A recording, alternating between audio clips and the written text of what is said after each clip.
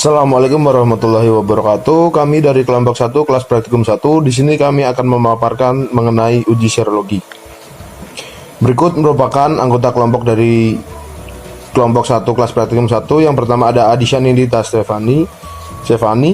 Yang kedua ada Betania Gita Putri. Yang ketiga ada Dea Widya. Yang keempat ada Mutiah Uswatun Hasanah. Yang kelima ada saya sendiri Satria Dirwana Putra. Dan yang terakhir ada Wadlfi Harik. Selanjutnya akan dijelaskan oleh Dea Widya. Latar belakang serologi yaitu cabang imunologi yang mempelajari reaksi antigen antibodi secara in vitro. Uji serologi merupakan uji titer antibodi dengan menggunakan serum sebagai sampelnya. Reaksi serologi dilakukan berdasarkan asumsi bahwa agen infeksius memicu host atau inang untuk menghasilkan antibodi spesifik yang akan bereaksi dengan agen infeksius tersebut. Selanjutnya yaitu adalah tujuan. Tujuannya untuk mengetahui uji serologi dan contoh-contohnya. Selanjutnya yaitu uji serologi. Uji serologi adalah uji laboratorium yang sering dilakukan untuk membantu diagnosa lapang dan monitoring titer antibodi adalah uji serologi. Uji serologi merupakan uji titer antibodi dengan menggunakan serum sebagai sampelnya. Selanjutnya yaitu fungsi uji serologi. Yang pertama membantu menentukan apakah ayam pernah terinfeksi. Ayam yang divaksin atau terinfeksi virus lapangan akan terbentuk antibodi di dalam tubuhnya. Selanjutnya ada monitoring titer antibodi. Dengan uji serologis rutin tiap bulan diharapkan status titer antibodi ayam terpantau dan dapat memperkirakan vaksinasi selanjutnya. Selanjutnya mengetahui keberhasilan vaksinasi. Pemeriksaan uji serologis dapat dilakukan pada 2-3 minggu pos vaksinasi aktif atau 3-4 minggu pos vaksinasi inaktif.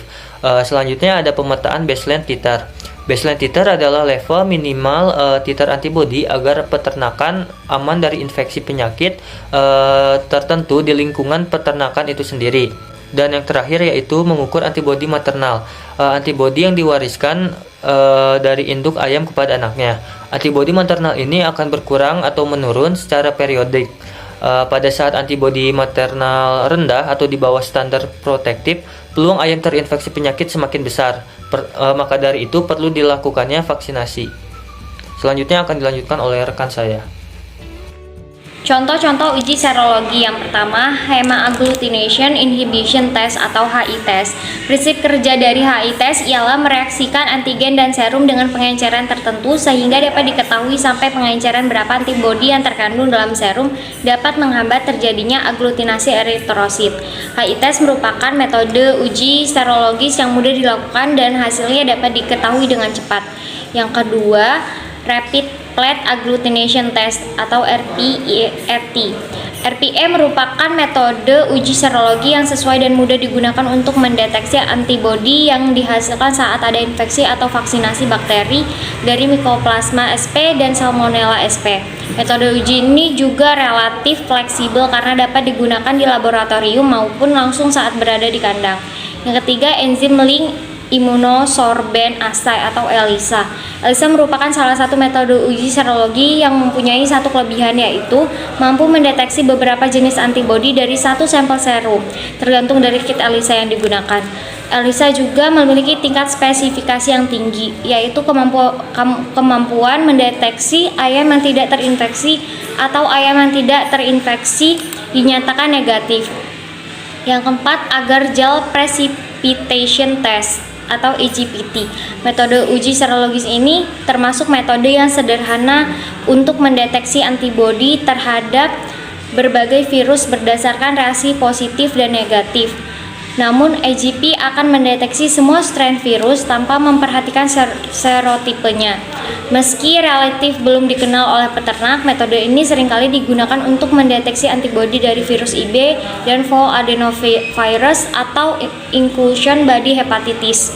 Yang kelima, serum neutralization test atau SNT. SNT merupakan metode uji serologi yang paling mahal di antara 4 metode sebelumnya. Metode ini juga membutuhkan peralatan yang mahal. Selain itu, dalam metode ini diperlukan telur spesifik pathogenik free untuk persiapan kultur jaringan atau kultur organ. Selanjutnya yaitu hasil uji serologi. Yang pertama ada hasil normal. Hasil dikatakan normal apabila dokter tidak menemukan adanya antibodi di dalam darah. Kemudian ada hasil abnormal, yaitu dokter menemukan keberadaan antibodi pada sampel darah, yang berarti sistem imun tubuh pasien terindikasi sedang atau pernah merespons suatu antigen atau protein asing. Yang terakhir yaitu simpulan. Uji serologi merupakan uji titer antibodi dengan menggunakan serum sebagai sampelnya. Tujuan dilakukan uji serologi yaitu monitoring titer antibodi, mengetahui keberhasilan vaksinasi, pemetaan baseline titer, pengukuran antibodi maternal, membantu menentukan apakah hewan pernah terinfeksi penyakit atau tidak.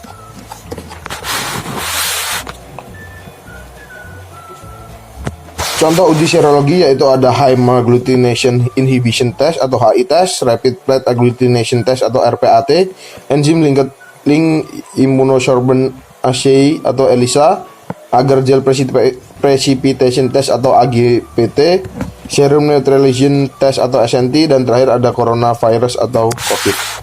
Berikut daftar pustaka yang kita gunakan dalam penyusunan. Sekian, terima kasih. Kurang lebihnya mohon maaf. Wabillahi taufik wal hidayah. Wassalamualaikum warahmatullahi wabarakatuh.